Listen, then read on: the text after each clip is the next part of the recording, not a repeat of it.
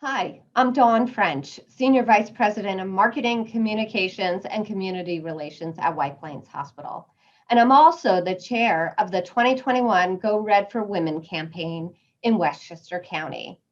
I'm excited to share a new initiative from the American Heart Association and White Plains Hospital to help educate the next generation of women about heart disease. It's called Conversations with My Daughter, a video series designed to educate and empower women to be able to positively impact their heart health. This series is designed to provide insightful information and tips on how to talk to your daughters about making smart choices around heart health. I hope you'll find time to watch these videos and use them as a tool to start a conversation with your daughter. Hi, I'm Amanda Menco, and I'm a pediatrician at Scarsdale Medical Group. A big part of what I do as a pediatrician is counseling about preventative measures that one can take in order to stay healthy. And so I'm very excited to participate in this initiative with the American Heart Association. And today we are going to be talking about the dangers of smoking and vaping. Using an e-cigarette is sometimes called vaping, from the word vapor. E-cigarettes are battery-operated devices that heat liquid to release an aerosol or vapor that is inhaled by the user. The liquid can contain propylene glycol, nicotine, flavorings, and other potentially harmful substances. E-cigarette makers and supporters claim they provide a healthier alternative to smoking. Many users think they are an acceptable way to use nicotine when smoking isn't allowed. Smoking is one of the most preventable causes of death and disease, and so much of what I do as a pediatrician is focused on prevention of disease and illness. Smoking kills more than 480,000 Americans each year. While both adults and kids are smoking traditional cigarettes less, they are using e-cigarettes and other tobacco products more. Currently, e-cigarettes are the most common tobacco product used by adolescents. In 2018, vaping went up by 78% for high school students and 48% for middle school students. Smoking traditional cigarettes has been on the decline for years, but one of my fears as someone who takes care of children is that vaping may help to renormalize tobacco use and get kids started, which may eventually lead them to using regular cigarettes more often. This is a big threat to public health and would reverse the hard-won gains in the global effort to curb smoking. While e-cigarettes contain fewer toxic substances than traditional cigarettes, e-cigarette users are still exposed to nicotine, a dangerous and highly addictive chemical that can harm the developing brain in teens, young children, and fetuses in women who vape while pregnant. Some types of e-cigarettes expose users to even more nicotine than traditional cigarettes. In addition to nicotine, e-cigarette vapor includes other potentially harmful substances, such as chemicals linked to serious lung disease, cancer-causing chemicals, and heavy metals such as nickel, tin, and lead.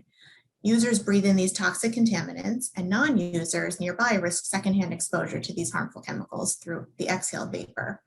Therefore, when parents use e-cigarettes in the home, they may unknowingly be exposing their children to aerosolized toxic substances. Additionally, the liquid contained in e-cigarettes can be dangerous even apart from its intended use. It can be toxic if ingested or absorbed through the skin. This poses a poisoning risk to young children in users' households. Baby-proofing a home can be difficult enough, and so e-cigarettes present just one more obstacle to creating a safe home environment. Lastly, e-cigarettes have been linked to thousands of cases of serious lung injury, some resulting in death. While the exact cause is still not confirmed, the CDC recommends that people not use e-cigarettes. As a parent, you're a powerful influence, even if your child or teenager doesn't seem to agree with anything you say. Even if they seem to not be listening when you're talking about important topics with them, I promise they're still absorbing some of what you're telling them. Here are some of the most effective ways that you can steer your kids away from tobacco. First off, maintain a dialogue. Start early. Start talking with your kids about smoking and vaping in kindergarten. Be honest and open to seeing things from your child's point of view, and then keep the conversation going as they get older. Encourage them to ask questions. And if you don't know the answer to one of their questions, you can always reach out to their pediatrician. Let us be a resource for you. I always tell my patients to let me be their Google. If your child has started smoking or vaping, try to learn why, and this may help you talk with him or her more effectively. Instead of punishment, offer understanding, guidance, and help in order to resist the dangerous lure and addiction of tobacco. Something else that's important to remember when talking with your kids about smoking is to go beyond the scope of just traditional cigarettes. Explain that smokeless tobacco, hookah, and e-cigarettes all have dangers, including nicotine addiction. Prepare your kids for peer pressure and discuss what they might say if a friend offers a cigarette or e-cigarette.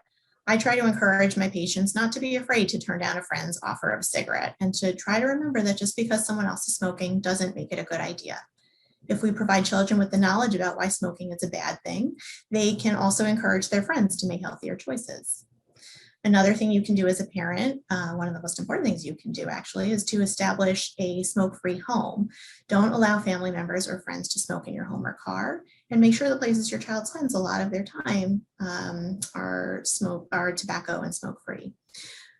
Remember that your child is looking to you to set a good example. If you smoke or vape, the best thing you can do as a role model for your child is to quit.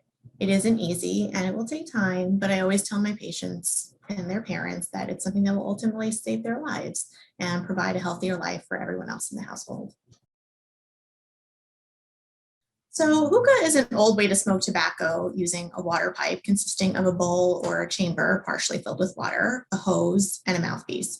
It's designed to burn specialty tobacco, which is typically fruit or candy flavor, which makes it more appealing to teens and young children. In a typical experience, a user might inhale 100 to 200 times the amount of smoke they would get from a single conventional cigarette. Some hookah water pipes use burning charcoal briquettes to heat the flavored tobacco. So in addition to toxic substances from tobacco and nicotine, the smoke exposes users to charcoal combustion products, including large amounts of carbon monoxide.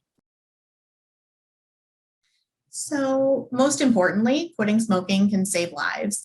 And I think that's an important point to emphasize with kids, whether they're using traditional cigarettes or e-cigarettes.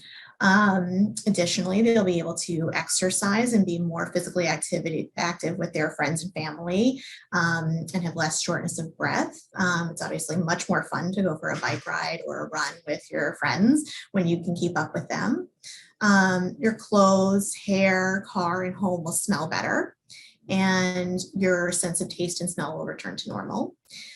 Any stains on your teeth and fingernails will start to fade. And perhaps most appealing to teens and young adults is that you'll save hundreds or even thousands of dollars a year. And this is a great incentive for teens who are interested in saving up for something they want, whether it's the latest in fashion, college, or even a car. So those are some of the benefits.